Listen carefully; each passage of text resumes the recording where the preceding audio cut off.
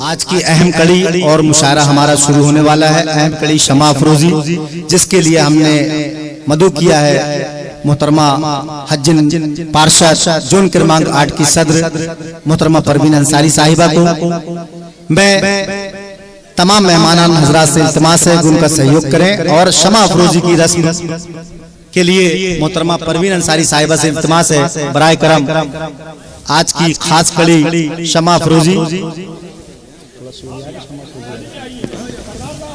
तुम यहाँ पर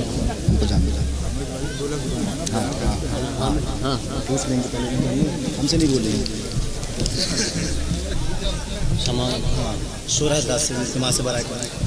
हजरत शूरा हजरत से भी बराए करम है। डॉक्टर माजिद देवबंदी साहब से इल्तमास है कि वो भी शिरकत करें, क्योंकि मुशायरे की शमा रोशन होने जा रही है।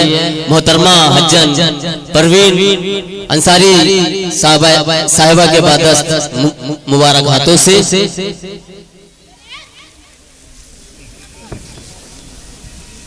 जोरदार तालियों से इस्तकबाल करें। हजरत जोरदार तालियों से इस्तकबाल करें, क्योंकि मुशायरे की शम्मा रोशन हो चुकी है। चंद लम्हों के बाद मुशायरा चालू हो जाएगा। अब मैं यही आवाज देना चाहता हूँ जनाब मकबूल जफर साहब को कि वो आए और डाइस संभाले।